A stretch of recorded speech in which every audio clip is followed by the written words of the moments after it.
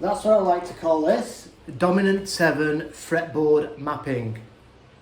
Just finding our way around the fretboard in a musical way, in a blues or 1-4-5, using like one basic lick that comes out of the chord shape. So what we're looking at, basically, let's go back to, we're going to do this in the key of G.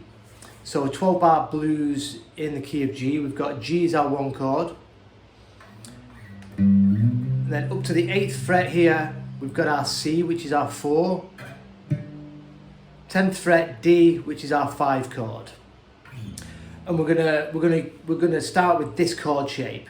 So this is where it's gonna come from. Here's a G major chord, the 8th fret, C major, 10th fret, D major. Now, to turn this into a dominant 7, what we do, we take a movable root. In this case, it's our pinky that's on a root, and we drop it back 2 frets. So we do that just by simply taking our finger off, and then we're grabbing this note under here with the bar. So by taking this off, we're adding this note here, which is our flat 7th, the dominant 7. So that is now a G dominant 7 chord. We bring that up to the 8th fret, C dominant 7, 10th fret, D dominant 7, that's our 1-4-5. And you know me and all our lessons, we're always looking at our chord shapes and, you know, more importantly, straighten the flight path, the triads, and breaking these big chords down into these triads, these little workable shapes. So from this major triad, you know, we've got this. Sorry, from this major chord, we've got this triad, which we've worked with on a number of lessons. And to turn that into a dominant 7, so if we look, this note here, the 3rd fret on the D string, this F is our dominant 7 note. And the octave of that, 6th fret on the B.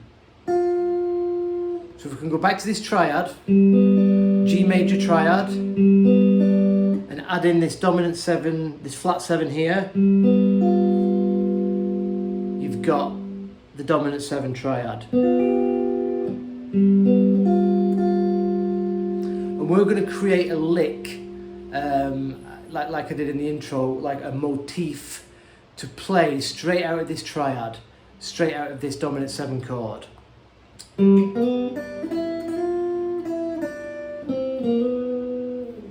So the lick is, we're going to start, and you got to think of this triad shape, and we're going to use the same fingers. We're going to start on the root, which is 5th fret on the D, that's our G note. Then our middle finger of this triad is on the major 3rd, but we're going to slide into that from our minor 3rd, a half step down. So root, then slide from the 3rd fret G into the 4th fret. And then our first finger, like in the triad, is going to grab that 5th, first finger, 3rd fret, B string. Then we're going to grab the 5th fret B string with our ring finger, which is the 6th.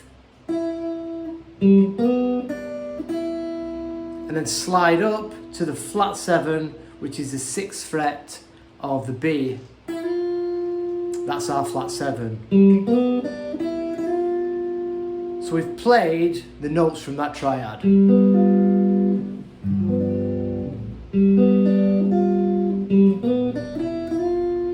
We've created a line, a lick, a motif.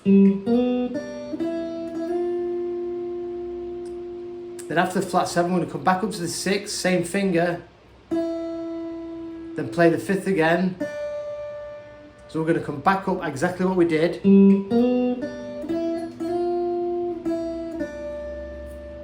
Then we're going to play the 4th, which is G string 5th fret.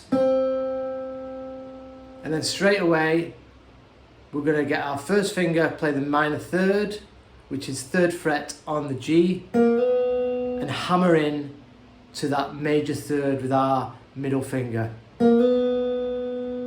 We're not going to slide up with this finger, we're going to hammer in with this finger, keeping us still in this triad position. So the whole lick. Then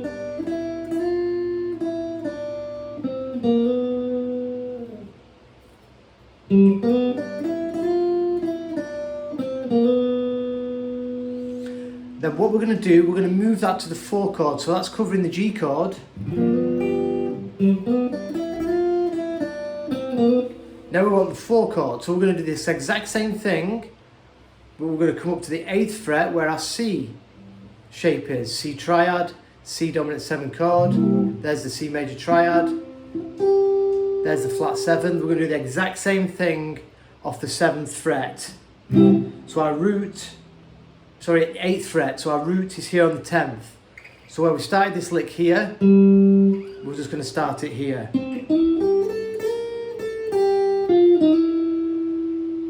Then back to the 1.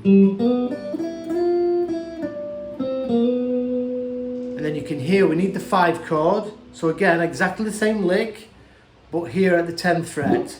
So we're going to start the lick on the 12th fret, D string, which is our root, our D.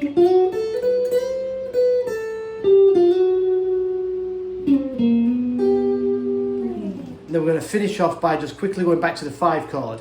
Oh, sorry, the 1 chord, the G. So all together, just the 1, the 4 and the 5.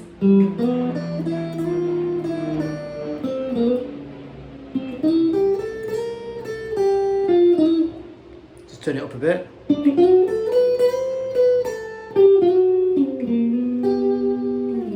So that little lick at the end, so we've gone to the 5 chord.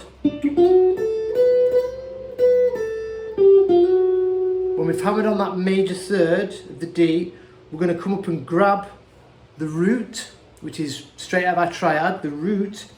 I am root on the, what am I talking about? On the 12th fret of the D with our 3rd ring finger. I'm going to slide back a whole step.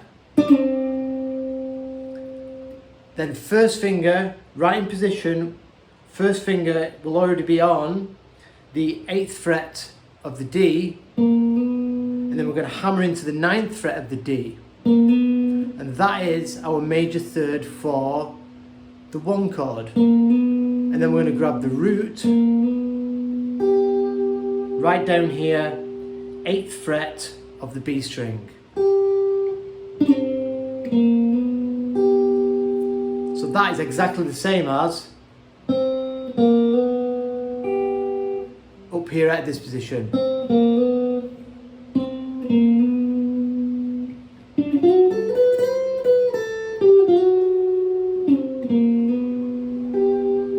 Grabbing the root on the B string there. And this comes straight out of this G7, G dominant 7 chord here. So this chord here, same as this chord here. Wherever you've got these chords, you've got the licks. That's why it's a really good way of mapping out the fretboard rather than always having to think you need to learn scales. You don't. If you know your chord positions or just like 1 chord, then you can just copy and paste that anywhere else and do the same lick. If you can start mapping out the fretboard using your triads and your chord shapes and creating licks from where these chords are, it's a great way of getting yourself around. So all together.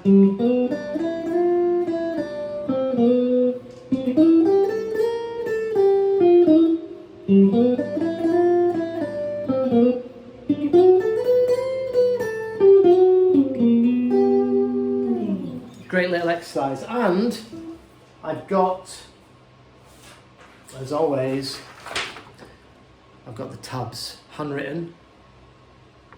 I've got the tabs for all this. So another thing we can do, if you practice that out a little bit, we can, when we get to this 6, instead of sliding up to the 7, flat 7, We can bend up to it.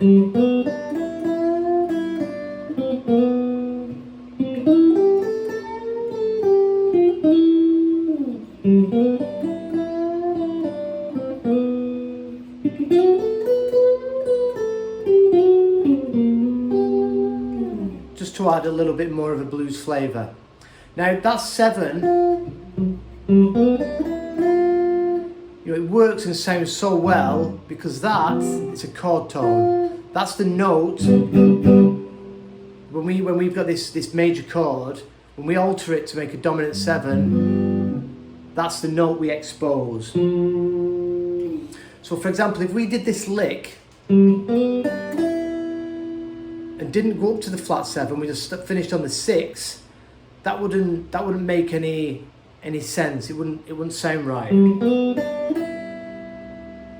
It'd be like, look at this as like being conversational, like sentences. You wouldn't go up to the bar and say, "Hello, can I have a pint of?" And that's what this sounds like. You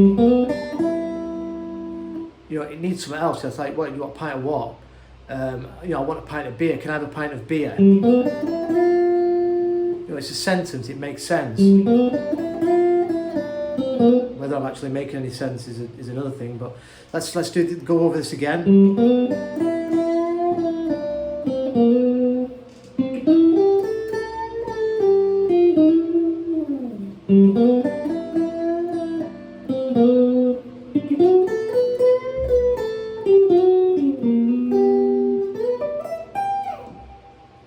Little arpeggio on the end. So that is just covering, and them tabs are just covering that one lick of the 1, and then we bring it all the way up to the C, same thing, and then the D, same thing.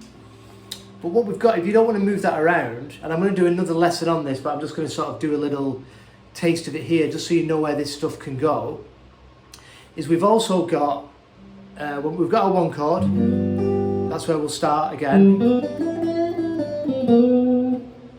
So instead of moving all the way up here, we've got our 4 chord here.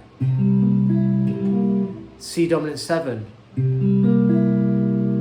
then our 5 chord, a whole step up. Remember, your 5 chord is always the same shape, a whole step up from the 4. So you've got your 1, you've got your 4, your 5, back to the 1. So wherever we've got these dominant 7 chords, you can do that exact same lick. So the 1, we know. So we can do that same lick out of the 4 chord here. And back to the 1.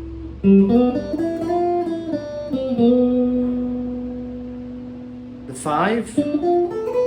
Sorry.